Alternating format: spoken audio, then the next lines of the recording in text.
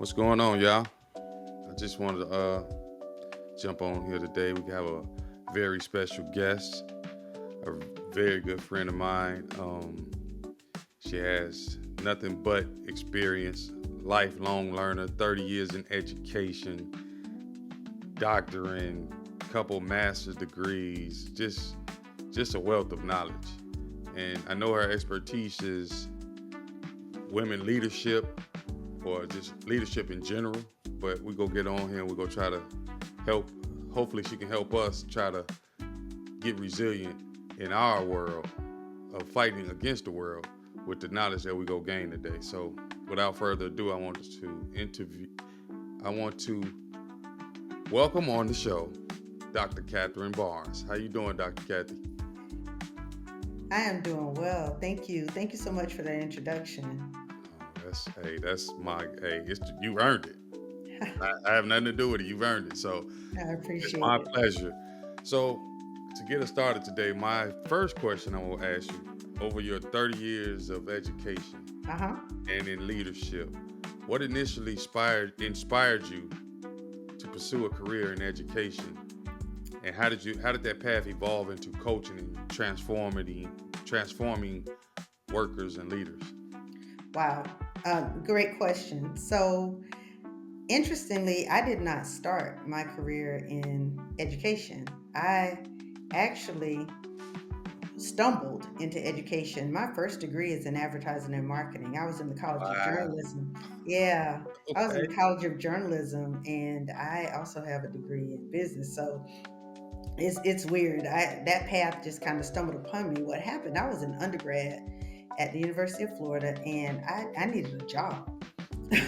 I needed a job. So people were getting jobs on campus, and I needed a job because I I needed a job. I needed money, and I was decided to go and look in the city. I'm from Gainesville, so being in the city, had an opportunity to go and work at an elementary school there in Gainesville, and I went into the classroom as a classroom paraprofessional. So I went into a special education classroom to assist as an assistant, classroom assistant, and Mm, loved it.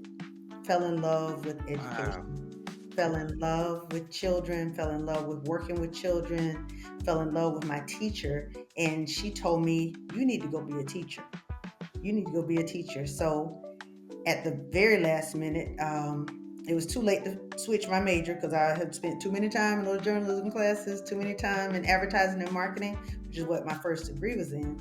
And I said, I'm graduating from the College of Journalism first, and then I'll go back and pursue education, which is what I did. So that's how I ended up in education. So I had this degree sitting over here, and I was just like, I couldn't get away from that, what was sparked in me being in that special education classroom, and what I saw was a need to work with students, work with children. So have you even used your journalism marketing degree at all in this Yes, 30 years? You have, okay. So yes, it does apply. yes. So Okay. so I did, and what I did is I kind of did it a little bit. I've written some columns. Mhm. I'm an author, so I've written books. I've done some marketing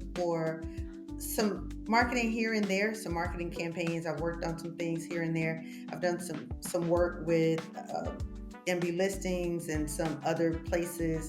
Done a little bit of marketing work for some freelance things, and I obviously took it with me into teaching. So I've run the newspaper. I taught journalism in a high school. I was the journalism teacher. We did newspaper. We did all of the advertisement for the school when we started doing advertisement. I worked with boosters, and so I was able to weave it in. And again, yearbook, teaching, journalism classes, those kind of things. So I was able to do that.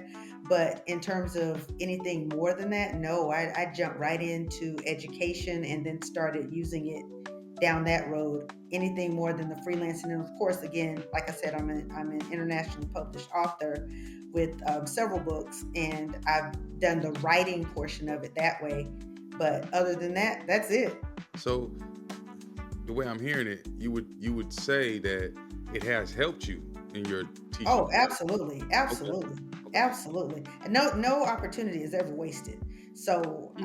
I make sure that I don't walk down any road not to be able to use something from that path. So I don't walk on rocks for no reason. So if Okay.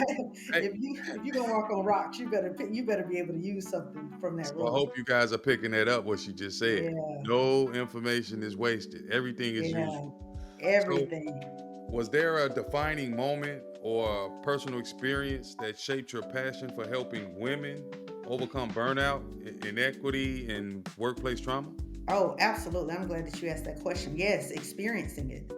Oh, wow. Experiencing it. Okay. Yes. So it was all good as long as I was a teacher in the classroom, Hmm. because that was a ceiling that people that looked like me was expected to.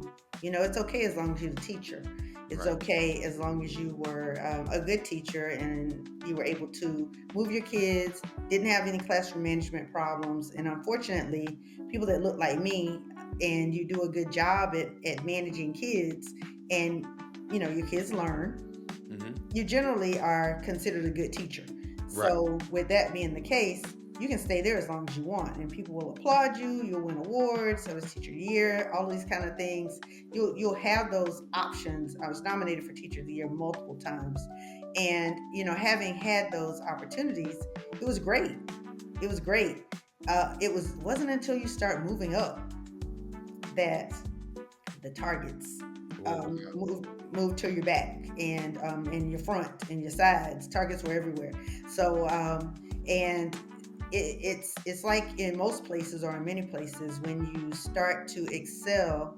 My mentor used to tell me, Dr. Alvin White was my mentor for a long time. He's the one who made me made me go to go get my master's in educational leadership. Mm. But in that space, Dr. White used to always say, the higher you climb, the better you see. And that's very true. The higher you climb, the better you see. And I started seeing more and more, and it became a situation where I wanted to be a catalyst for change Hmm. and not just a cow being pushed through a system, and being okay with the things that were in a system that were limiting, Hmm. and being okay with the microaggressions that keep people stuck. So I started moving and shaking in that world. I moved pretty quickly through Hmm. my career, and was able to move from a coach into a assistant principal role pretty quickly, and from assistant principal into vice principal, and vice principal into principal, and just kind of moving that road, and again, doing trainings and all kinds of things for others. And then you run into the politics, and the Wow. politics, wow, All right. politics, yeah, that's a whole nother story. So that's when I saw how many people had to play the games that had nothing to do with children Hmm. and nothing to do with the success of students Hmm. and moving students forward. It was sickening. It really became sickening. And that experiencing some of that, and how you had to make a decision every day Hmm. to either accept the status quo or be a change agent and risk the Hmm. security that they make you so comfortable with. um, you really had to make a decision about your principles and what you were going to stand on. And that defining moment for me was being in a situation where I had to make a call about something that was just clearly wrong for children. And that was, it was a defining moment. So I had to make a call. And I've stayed in education for over 30 years, so clearly it was the right call. Right. um, but it wasn't without challenges, and without having to endure. So I think that has caused me to really be mindful of what women, particularly women of color and women, period, have to go through in a world that has been male dominated and where the inequities are so blatant that you have to, it's maybe highly sensitive and keen um, in navigating those roads in ways that allow you to still be able to be sane and successful at the same time. Okay, so would you say that it's a must? You have to have be some sort of resilient to be in a leadership role, especially a woman of color. Absolutely. You better be resilient, and you better understand what resilience means. Resilience is more than being able to to go to work every day and come out. Right. It's being able to go in there every day and stand beyond that smile that you have to put on, beyond the suit. It's being able to be mentally and physically well, and to be able to address things in a manner that allows you to be safe, but that also allows you to be strategic in the way that you handle every situation that comes up. It Resilience is built, and it's not something that falls upon you. Wow. Resilience is built through experiences. Resilience is built through an understanding of systems and systemic practices that are designed to keep the cogs in the wheel and to keep the wheels turning. And once you understand how the system works, then you have to understand what your role is within that system. And then you have to make a value judgment and determine how you're going to work within that system without losing yourself and the things that are important to you. That's so funny. It's actually so good because the way I like to describe it when you say resilient, it's more of a you have to be able to endure the things that you know are broken, Hmm. but you're built for it. So you have to fight back against the world, resilience against the world, which is the raw report. Right. So my next question to you, how would you define what transformation or what does it look like when someone achieves transformation under your guidance? Wow. So it looks like resilience. It looks like being able to go from where you feel like there is no hope, and Okay. where it feels like you're stuck, where it feels like this has to be, to a place where you feel like you're in control of what is, Mm, where to a place where you feel like you make decisions every day about what can be for you. And it feels like understanding that you manage your outcomes, that you are not being controlled by some fictitious marionette, and you understand truth. You mhm. understand what real steps are to getting to the places where you want to be. You're able to look at what reality is and not what has been created as a reality by thoughts of and these imaginary truths that are often created by scenarios and situations that really aren't real. They simply aren't real. Smoke and And mirrors. smoke and mirrors, and that's exactly it. And so often we have limiting beliefs that have been created by life. I mean, life just has simply created those for us. But Yes. we also have these limited beliefs that have been created through life situations. We walk into a culture of a company. We can walk into the culture and walk in and experience the culture of a home. We can walk and experience the culture of any place, of a church. We can walk in and experience the culture of any place, and automatically there are thoughts and things that go along with that, and we feel like we have to be susceptible to those things when we don't. Right. We don't. No, We're that's not at all. atmosphere changers. We're you know Right. we are designed to walk into places and adjust the temperature. We are we walk in. That is what we do. We walk in set on changing the temperature in a room by just simply our presence. And if you don't have that, you don't believe that you have the ability and the authority to do that, then you walk in expecting to adapt to what's there. Right. And I always say, we've heard it now more than once, the difference between being a thermostat and a thermometer. I don't walk in anywhere to be a thermometer. I'm a thermostat. Right. And transformation to me is you understand that you walk in to be a thermostat. Things should change because you're there. They should change for the better because you're there. And if you never believe that you have that kind of authority, then of course you'll never walk in it. You will never walk in anything you don't believe you have. So you'll never put on shoes you don't think are in your room to put on. So if you don't believe that you have the authority to walk in shoes, then you'll never put on shoes. Wow, that's deep. So if you have to be mindful, so much of this happens in our head, and we have to start with head work so that we can start moving into heart work. And once we're able to start with head work, once we get the head work going, the heart work will follow. And that is so important.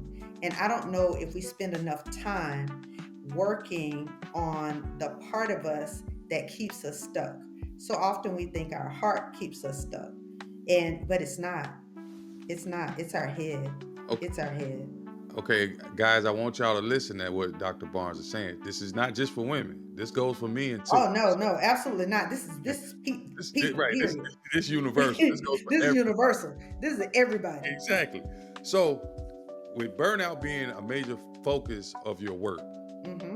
what's one system or strategy you recommend leaders and executives to not only recover from burnout, but to create sustainable change for their work lives? Get a coach. Get a coach. Okay. Well, Yeah. how does that Let me, how does that work into play? you need someone that will be a mirror for you. Okay. You need someone who will show you your blind spots Mm-hmm. and not just show them to you, because you have enough critics. No, a coach is not there to criticize you. And that's the thing. You walk in a world of critics, and a lot of times that's why people aren't interested in getting coaches, because they misunderstand the definition of a coach. Your But coach is not. not to cut you off, though, we've been burned when we say coach. Yes, There's been yes. some bad coaches out here who's killing people from Oh my actually being gosh. assigned good coaches. Oh my God. Well, here, that's Yeah. the problem. So if you give me a second, let's talk Yes, about ma'am. that. So Please here's the go ahead. problem, because we have a lot of people. Anybody can put their name out there and say they're a coach. Right. Are you trained? Are you Okay. trained? And That's are you trained to be transformational? Because right. that's a lot of times, a lot of people, and a lot of people run through these, and I'm not knocking anybody's program. Let me be clear. Right. I'm not. Right. I'm not. Let me look. No, I it's know. the raw report. Look. We I get know. I raw know. here. We I talk to the knocked my people. own headset out. Let me Uh-oh. put my Uh-oh. head. Let me You're look. Let me doing put the my headset. headset You back about to on. get it in. Let's snatch my headset out. Let me It's put the my raw headset back in. report. Like they come Yeah. on here for the raw. They So want look. the thing. Look. Let me be clear. So often that's like that whole that's like the whole doctor thing. Anybody can be that at this point. I'm not. Yeah, I said it. Yeah, I said Oh it. wow. Yeah, I said it. Okay. My bad. I Anybody said can be a doctor at this point, where they just throw it it. on there. So it's just like if that's the case, you know how bad it is for coaches. Like Exactly. honestly, I don't So even like to tell people I'm a coach yeah. because Well, the thing I just is, tell them I can help you. well, and that's the thing, because here's where that has gotten a bad reputation or bad name, because people have been able to run through this. You get on a you see it on social media all the time. People jump on these things where it's like, jump on my training, for 1 hour and you will be a coach. Coach of Will what? you? I And know, coach right? who? Exactly. Coach who and coach you how? What Right. systems what have you learned? Right. What are you able to do in that amount of time? And yes, someone may have been able to show you a framework. Mm-hmm. Someone may have even been able to talk to you about a system that they have. Mm-hmm. But you have to understand what coaching really is. You have to understand philosophies. You have to understand more than one framework. You have to be able to have been trained. So I'll just stop there, because I don't want to get on the soapbox. No. Right. But We can go on for that for days. I was gonna say, yeah. So I'm not gonna do that. I'm not Okay. gonna do that. I'm just gonna say, first of all, you need to get a coach, or get someone who is not there that is committed to, one, listening to you, and then helping you walk forward. And that's where we get confused a lot of times when we hear coaching. Someone needs to be able to help you really dig deep into what it is, identifying what you may or may not see, Hmm. and then helping you walk forward. It is about the steps forward. It's about the transformation. It's My about moving you to the place that you where you want to go. Not about digging up. It's. my I'm not gonna go there. my coach told me yesterday it's about clarifying, simplifying, and optimizing. To make it simple like that. So Yes, my yes, question, yes, yes, my yes. next question is with the women, it's Uh-huh. men too. So I want you guys, I'm talking to a woman that's talking about her thing is women, but it's go for men too. Right. With It the does. expectations and the microaggressions that we constantly get in the world, especially people Right. of color. Right. Can you share a practical tool or mindset shift that helps your clients navigate these challenges and strengths with strength and confidence instead of feeling like putting themselves in a hole or something? Yeah. So one is choose one, presume positive intentions. Okay. That's the first one, and the second one is opt out of the fence. Hmm. Opt out of it. What does that mean? Can you What clarify? that means? Yes. So let me clarify. Before you get offended, Hmm. get the message. Okay. Opt out of offense. Hmm. And if you opt out of offense, when someone says something, if the first thing you do is get offended, you may have missed what you could have learned from what they said. Wow. Because even when someone offends you, there may be some truth in what they said. Mm. Okay. So listen to what they said. Now, it doesn't mean everybody does that, but first opt out of offense. Now, you may have to circle back and be offended. I'm not telling you that it Hmm. wasn't offensive or that everything that someone says or everything that someone says has a deep message in it for you. But first opt out of offense, and see if there's something in there that you can get from it. And then if it is, take that message, but then also see what you're triggered by. Know your triggers, because sometimes that trigger is a distraction. And if you are distracted by, if that trigger has gotten you into an emotion that Hmm. stops you from moving forward, then it may be a trick. Sometimes your triggers are tricks, and Right. it's tricks to keep you from moving forward. Tricks of the So enemy. yeah, so if sometimes your triggers are tricks, it doesn't mean they aren't real or that they're not tied to something, but sometimes they are a trick to keep you from moving forward. So I will say, feel your feelings always. I definitely want you to feel your feelings always, but I don't want you to be trapped by them. Hmm. So if I were to say anything, I would say feel your feelings, but then examine them Okay. and figure out if that trigger, whatever it is that's triggering you or causing you to feel a certain way, Hmm. feel that thing, but examine it. Don't feel it and just let it cause you to act.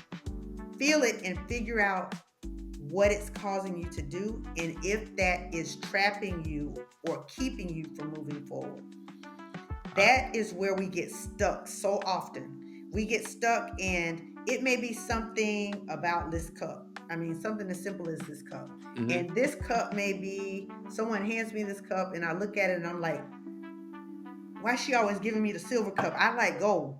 And I know, and then it takes me back to when my mama used to make me eat Right. off Right. Right. silver. Right. I couldn't have A trigger. silverware. And I got now I'm way over here on silverware, and I was like, I forgot I was thirsty. you. Right. And really, all I wanted was something to drink. So now I'm thirsty. I'm mad at my mom about the silverware. We used to have plastic, never had silverware at the house. Now I'm going to the store to buy me some silverware because ain't nobody gonna make me not eat off no silverware. And you forgot you were thirsty. Right. And all you needed was to just drink something. It don't matter what the cup was.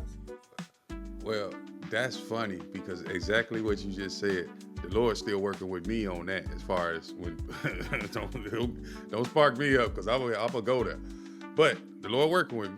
So Yeah, my and, next, and, and the thing is, but let me tell you too, though, I don't want you to not feel your feelings oh no, because I'm gonna feel them. sometimes, They but might some, feel them too. That's why I'm trying to tell yeah, you. The Lord's yeah, but still see, working on me. I know, and listen, I'm not and there yet. yeah, but wait, but it's still working on all of us because none of us are Okay. perfect. Okay. So we all have them. I Okay. just want you to not be trapped by them. So when you see the microaggressions, and then come up with a plan. You need to plan for your hurt. They gonna need a plan. I, No, I'm just playing. look, I'm just I'm gonna need to talk to you offline. yes, ma'am. But I'm gonna tell you, listen, you need a plan for your hurt. We You always definitely try need to deal with hurt in the moment, and that's not when it's time to deal with it. that's When you good. start thinking about when you know if people on your job get on your nerves, you knew that before. You know that before they get on your nerves. You know, but when you driving to work, you already know. When I walk in here, I know she's getting ready to get on my nerves. So you You need a know plan that. for that. Right. So what is your plan for that?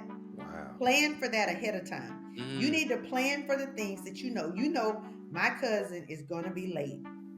My cousin is going to be late, and I know she is going to bring that food late. She going to show up late. She going to do this, and then everybody going to be mad because this. Why? Then don't give her food to bring.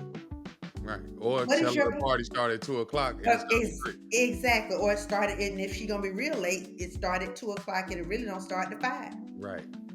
So whatever it is, but you can put a plan in place to limit your frustration, to limit those things, the impact of that. If you know that this lady on your job is going to get on your nerves, and she gets on your nerves every day when she walks through there doing whatever it is that she does, go to the bathroom when she walking through. Let that be the time you take your break. Right. Ain't nothing wrong with that. Nothing's wrong with that. Look, when she getting ready to walk through, start praying. Just close your eyes, and when she say, "Hey, girl," and just this my time to pray. I just took my 15 minutes. Now don't pray on them people's job all loud and start breaking out Right. speaking in tongues or whatever. Because you're gonna get fired. Tell you that. You're gonna get fired. Now listen, now don't be talking about Dr. Barnes told me that. Yeah, she Don't didn't do tell that. y'all that. She said pray to I did not. yourself. I said pray to yourself, and don't go on them people's jobs speaking in tongues and slinging oil and all that other All stuff. that. Don't do that. Be Don't on do the all news. that. Don't do all that. You go ahead. Them Caught on people the gonna fire news, you. man. Them people gonna fire you. Don't do that. My next question to you, Dr. Barnes, is you empower women to break free from the smile that they struggle through, to stop smiling through the struggle. Right. What's a key first step that someone can take to stop masking their struggles and start advocating for themselves authentically? Oh, I love that question. Thank you for that question. One of the things that I teach women to do that is to be real with themselves. The worst person that you can lie to is you. That is it. When you spend more time talking to yourself than you do to anybody else. So the first thing you need to do is learn to be kind to yourself. Don't say anything to you that you wouldn't say to someone else. Wow. So when those thoughts come up in your head and you're talking to yourself negatively, if you would not say that to somebody else, if you wouldn't say that to your mama or your pet, well, I can't say that now because people say anything to their mama. If you wouldn't say that to someone that you care about, don't say that to you. So stop those thoughts. The other thing though is if you're saying something, if it's a situation where you cannot be truthful to yourself, then there's a problem. Right. So you have to be reflective enough to be honest with yourself about how you truly feel. And that may mean you have to get away from people so that you can stop hearing their report about you. Wow. Okay. You have to, the Bible tells you to, ask the question, whose report will you believe? The question is, who you believing about you? Wow. And then once you determine what the truth is about you, I ask you to go back and determine, where did that truth come from? Ooh. Is it a true? Is it still true? If you're believing something about yourself that is not true, then stop believing it. Ask yourself for proof about the things that you're saying about yourself. Right. And I walk people through an exercise on that when I'm coaching, especially when we find out that they have some limiting beliefs or some things that they're trapped by. And part of that is around really digging into what's truth and what's truth, what's myth, and what's a memory. And when we start looking at what's truth, what's myth, and what's a memory, some of those things are memories that are no longer true. If somebody tells you, if you're still believing you'll never be nothing because somebody told you that when you were younger, and now you're dealing with imposter syndrome or some of these other things that are limiting you right now today, and you have accomplished all these goals, we're gonna ask you, what does nothing look like? And then we're gonna walk through some of your accomplishments and determine, is that still true? And if Mm, it's not, then I want you to let that memory go because that memory is a lie. right. And And then it's we're holding gonna, you back. and it's holding you back. And Mm, it's not even true. right, right, It's right. not even true. So now we can say maybe that was a prediction that was made before you prove that that's not true. Wow. So now can we release that? Right. And then so we're gonna cancel that one because that is no longer a fact. That Okay. was never a fact. But then as we go through a processes like that, the other thing is I'm gonna ask as we go through that process and others, there's several steps to it. But that we also need to be very careful about who we allow to speak into our consciousness. Who's Words feeling are the well? spirit. hmm Mm-hmm. Words are spirit. We can't see them, but we can certainly feel them. Mm, And when we remember that words are spirit, words fill gaps where there's empty spaces. So that's where you're empty, words fill those spaces. And you have to figure out where am I empty?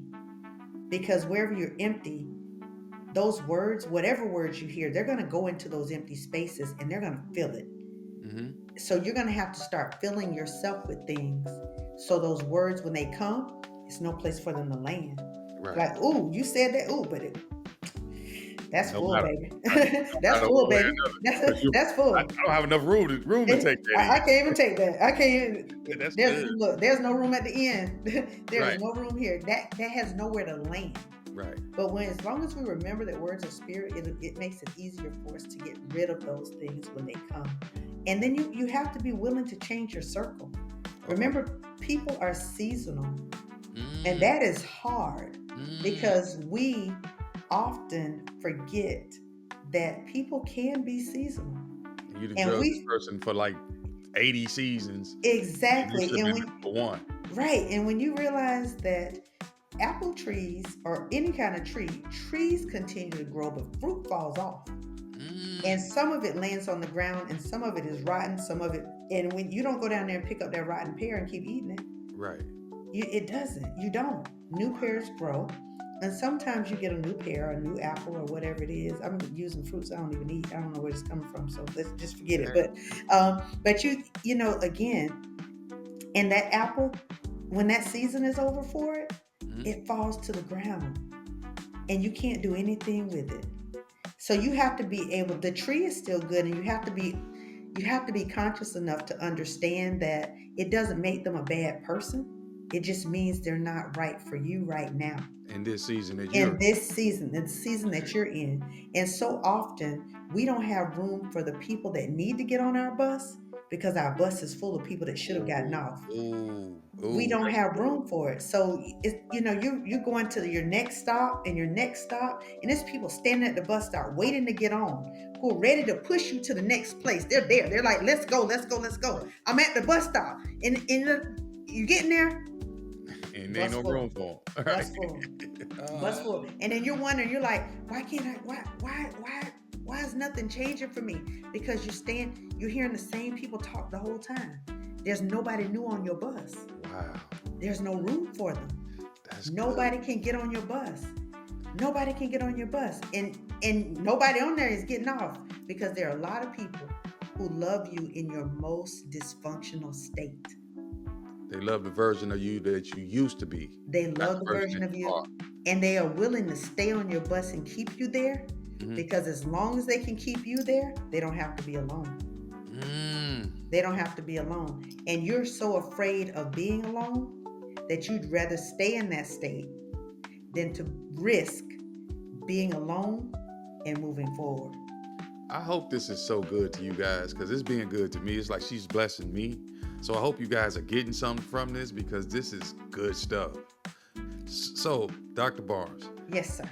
with your background in organizational leadership hmm and conflict resolution, what's Yes. one key skill you believe every leader need to succeed in today's environment of rapid change and cultural complexities of what they want in the workplace or what they don't? What do Communication.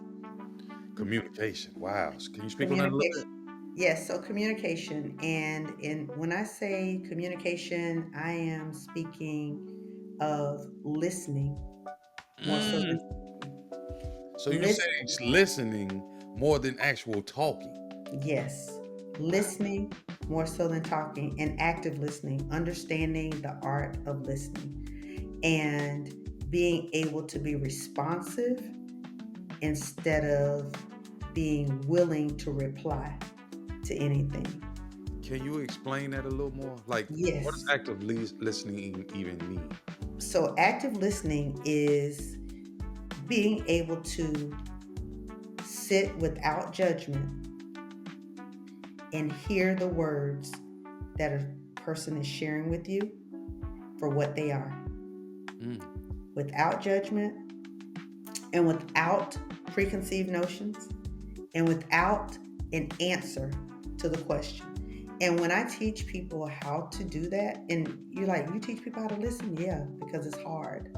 yeah, It's hard. it's really hard. It is hard. We because we one we think we are omnipotent and and have already been to wherever they're going. We think we're there. We think we're there. We do. We do. We think we are God. So And we already have a rebuttal for and everything. because we know what people are about to say, We and think. sometimes we don't. Sometimes we don't.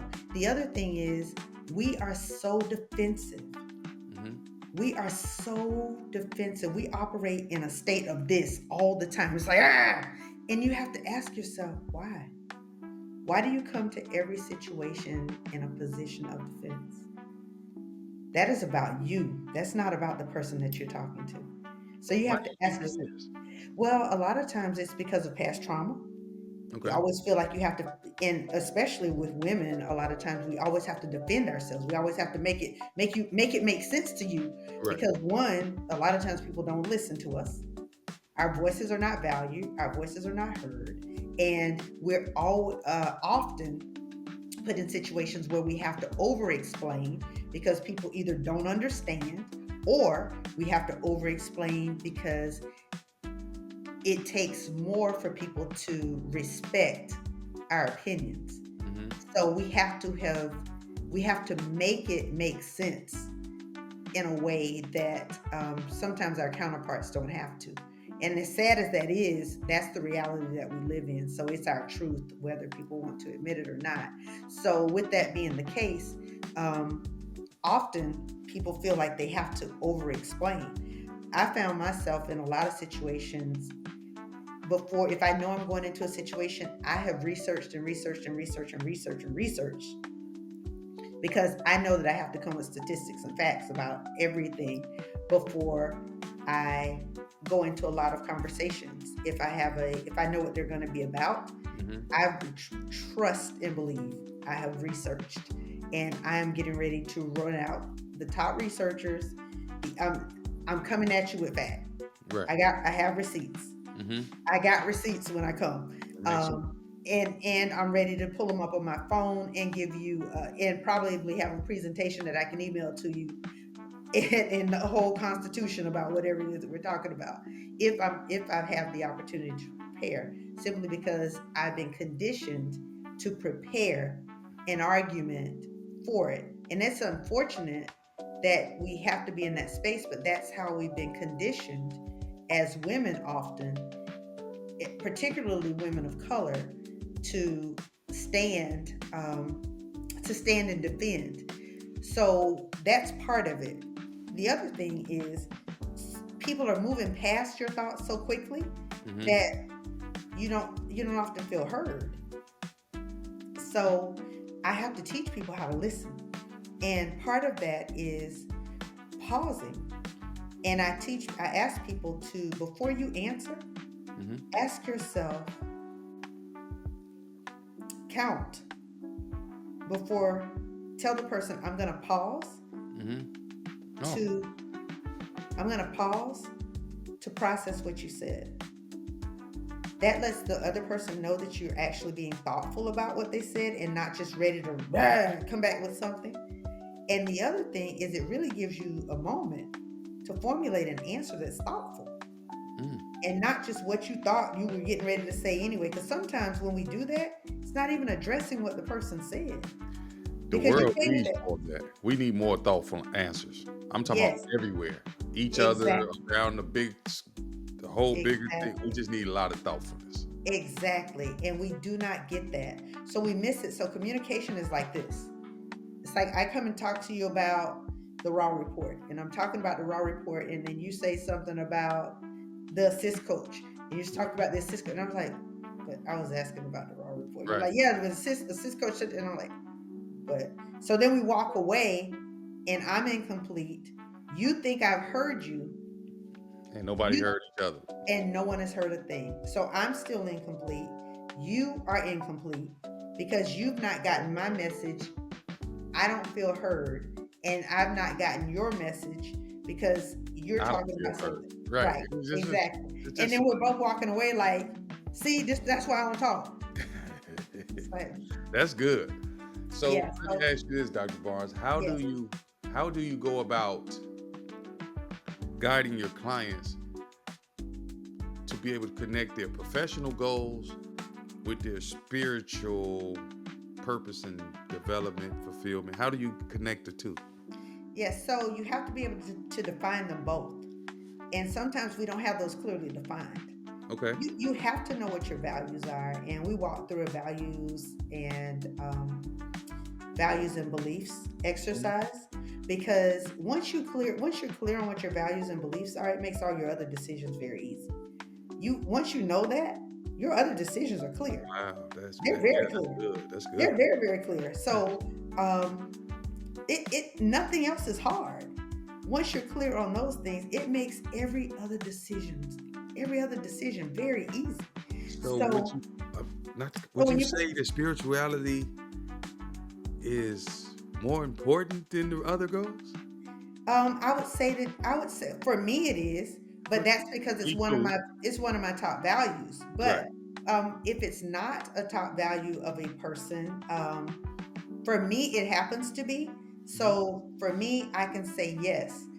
But if a person has not gotten there yet, and I pray that they would, but if they're not there yet, then something else may be, that may be the world that they're walking.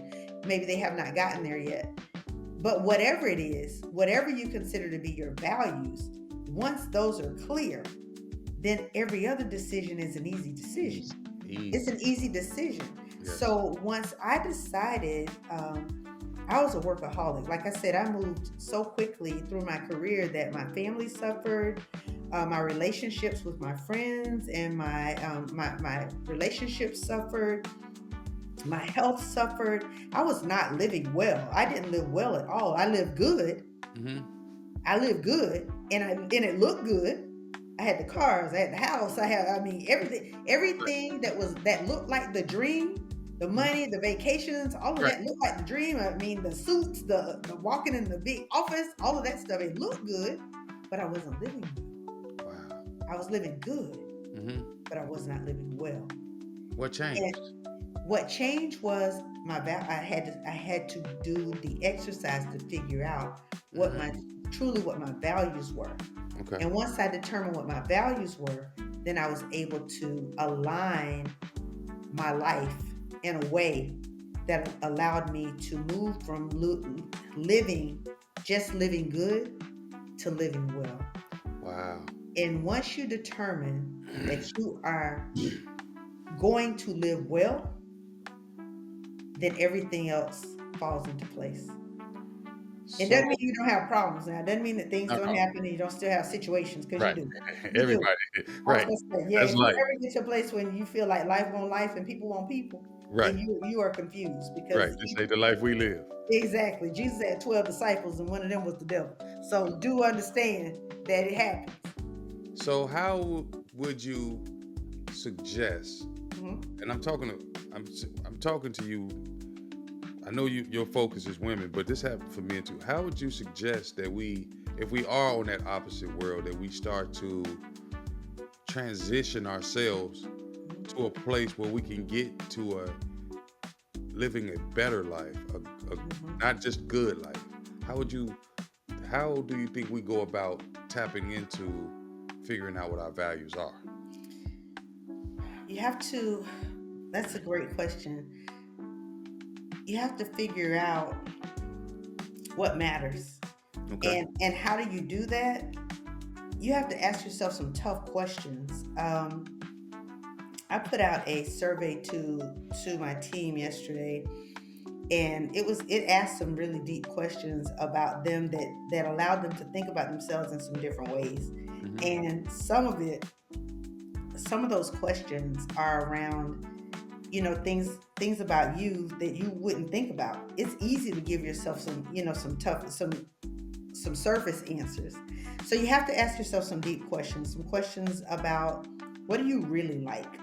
Mm. Not what somebody told you like, not what somebody told you, was good for you. But if nobody was around and nobody would ever know, what would you do? If nobody was around, if you had 5 days Mm-hmm.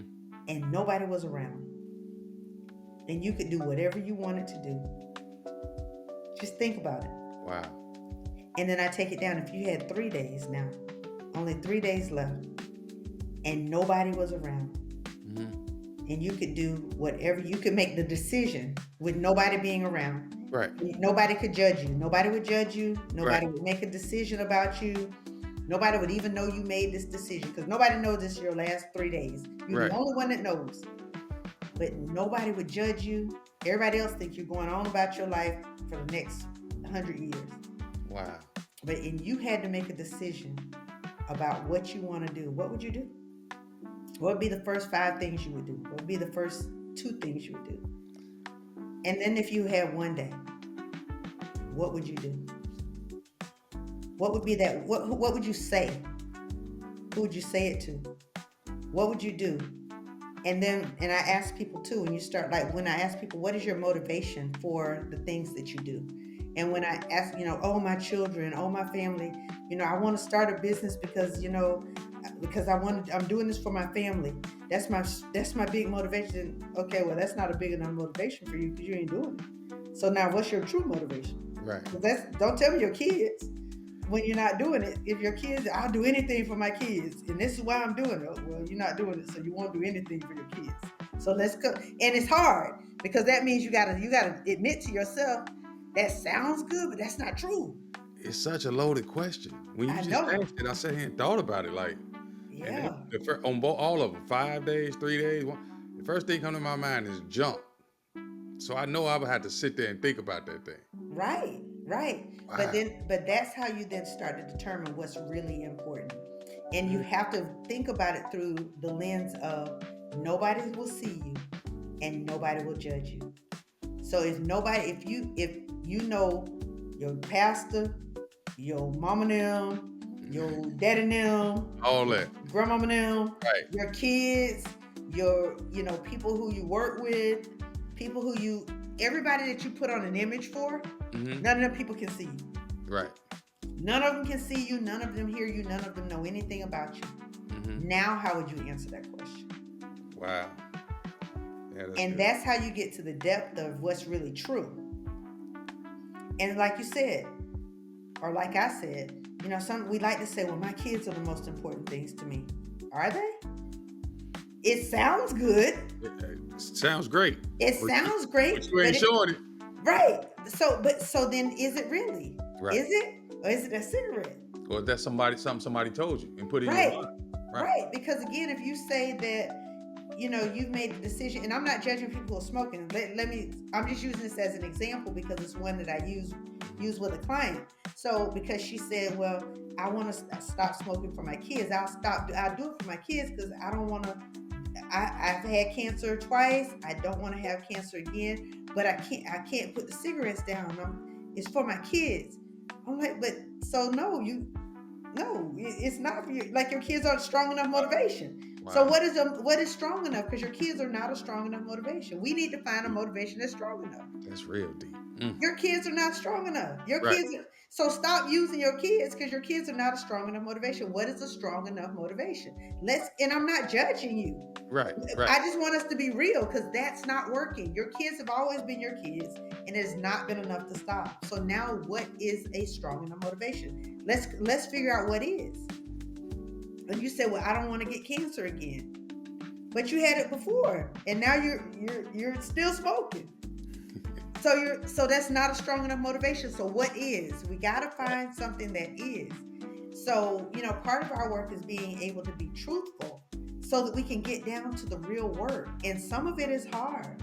But my job is to ask you the right questions so that you can so that you can come up with the right answers. Right. And in helping you to discover the things that are deep down in there that are not surface so that you can actually do the right work. Because we can work on surface things all day long and you're going to keep getting the same results. But if you really and truly want to move forward, Mm-hmm. then you really and truly got to get to the right place so that you can do the right work, so that you can get the results that you actually need. That's good. That's good. Okay, so I got one more real question, then we'll do some rapid fire questions. Okay, let's My, go. my last real question that I want to ask you is, if because of your 30 years of education, experience, all the stuff you've been through, if you could tailor make an approach, whatever approach that needs to be changed in our school systems for Wow. leaderships in Mm-hmm. different industries, and because of the different cultural backgrounds and everything, what would you suggest that they need to start doing like yesterday? Wow. Wow, that is a good question. If I could tailor make an approach, it would be to ensure that leaders are culturally competent, Mm-hmm. that they are, wow, definitely culturally competent because everybody is not like you. Mm-hmm. That they understand, that they are able to communicate well Mm-hmm. their expectations, that they understand relational intelligence, Mm-hmm. that relational and emotional intelligence is a requirement, Right. and that they have people skills so that they can reach people who are not like them, and that all these things are mandated, and that we deal with the politics so that everybody has an equal opportunity to excel based on skill, based on hard work, based on effort and integrity, and that training programs are put in place Mm-hmm. so that where there is a deficit, that people have the opportunity to learn if they demonstrate capacity Mm-hmm. and a willingness to do better, and to contribute, and that we somehow build a system where we are grooming and training our own and empowering people to use their very best skills, and giving people opportunities. To We be gotta give. inclusive. Be inclusive. No more of that good old boy Yes, network hiring your yes, friends just because it's your yes, friend. No, they yes, come as a doorknob. yes, yes. And that's why I said an equitable system Right. where everybody has the opportunity. And if it's better than your friend, it's better than your Be better friend. than your friend. And Accept that. exactly, Yeah, I agree. exactly. And I think that everybody should have a shot. At least a shot. Everybody should have a fair shot. Mm-hmm. Because we give people shots. They give people shots now. It ain't the right people, but But they give them a shot. right. And they'll give everybody a shot. Everybody gets an interview. Right. But you've already picked. Before you And even start. that is so inequitable. That is so horrible, and I hate it. I hate it because you know what? You have a lot of great people who work so hard and they end up training their supervisor and doing their supervisor's work because somebody hired a dummy. Right. Exactly. So I thank you so much for all of Of that. course. Of course. You know, I know. So now we're going to do a rapid fire. So I Let's knew get that it. was a loaded question. I wanted to wait to Let's the get end it. because I knew it was going to be good. Let's get But it. what's one book you would recommend to every leader? Who Not How. Okay. So what's one daily habit that keeps you grounded? Habit that keeps you grounded. Prayer and reflection. The most rewarding part of your work. People. One word that defines your leadership style. Transformational.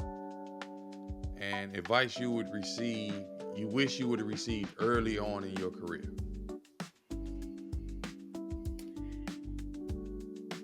Oh Lordy. Balance. Balance. Okay. Yeah, balance. Balance, and it's balance is more important than at the end of the day. It is not how. No, I tell you what. I got an even better one. Work is faithful. Mm-hmm. It'll be right where you left it when you show up tomorrow. Wow, that's good. But Work I is actually faithful. like when you said balance because Yeah. I had a discussion the other day that just basically said, and I agree with this wholeheartedly. Your happiness is not all the money in the world. It's not being poor. It's somewhere in the middle. Yeah, and I think that's what that is. When I say work is faithful, I know it'll be right there when you get back. it ain't going Work, nowhere. work will be right where you left it. When you But your show up tomorrow, life balance. yep. But so you have to take care of yourself Mm-hmm. in order to be able to be good to everyone that loves you. And one of the things that I have learned is that people will there's some people that love you Mm-hmm. for your gift, and there are people that love you for you, and you better learn the difference. Wow. Oh, And you that's good. learn the difference quickly. Learn it fast. Learn Yes. it fast, and you need to don't give the best of you to the people that love you for your gift, and give the rest of you to the people that love you. Truly. Mm. If you Yeah. could tell my listeners one change today to start overcoming burnout and inequity, what would you recommend to start today? uh, to communicate their expectations Mm-hmm. up front, define their expectations, and set some boundaries. Don't be afraid to set boundaries, Okay. and So, know where the limits are. Know where the limits are, and then understand the laws that support their work. okay, that's actually real good. Oh, Hmm. that's good. Understand it. Understand your contracts. Mm. Understand the contracts, written and unwritten, that you subscribe to as well. Wow, that's actually Understand good those stuff. things. Yes, Understand those things. so, talk to us. Tell us what's next for you in your mission to transform Wow. leaders in your life and your workplaces. What's next for you? So I am, as you know, I'm about to release another book. Mm. Another book is coming out very soon. I have two conferences that I am getting ready to do. I am getting ready to do a women's conference, and then I'm getting ready to do a women's workshop. So look for both of those. Those are coming Okay. up. And Okay. then I'm getting ready to do a workshop with a group of my friends, and some other coaches. And we're Okay. getting ready to do something. You'll be a part of that, I hope. Yes, ma'am. And I'm and glad we do could be. Yep. So we'll be doing a workshop for men and women. That Mm-hmm. should be coming up very, very soon. And I'm getting ready to launch another project very soon. So stay tuned. Stay tuned for that one. That one is in development now. So I am kind of keeping that On the tub. I got you. That's what you're right supposed now. to do. Right now. You gotta keep your stuff to yourself these Yeah. days. So that one Haters right be there. jumping in. Yeah, that project is coming up too. Okay. So I have a few projects that are right on the cusp, Mm-hmm. and that's it. But YouTube is there, and so stay tuned. That's what I was just getting ready to ask you. Where can my listeners find you? Give me some IG tags, some Yes. Google So tags, something. Dr. Catherine Barnes on Instagram, Facebook, Mm-hmm. and on TikTok, and you can also find me on YouTube at The Doctor's Note. So make sure you go to YouTube, The Doctor's Note, like, subscribe, comment. We are building up YouTube. Just started over on that platform, so not much over there yet, but hey, I'm adding to it almost every day. So go over there, find me there, comment. And you can also, if you're looking for me and you want a book or you want to talk, you want to just get, even I'm doing right now 30-minute sessions really quickly. You can go to sudden or SIS, it's SI solutionstoday.com. So siSolutionstoday.com. Well, thank you. I just want to thank you so very much, Dr. Barnes, for coming on my show and Of giving course. us some raw report that we can actually try to go and digest, so we can Yes. actually start to implement it into our lives.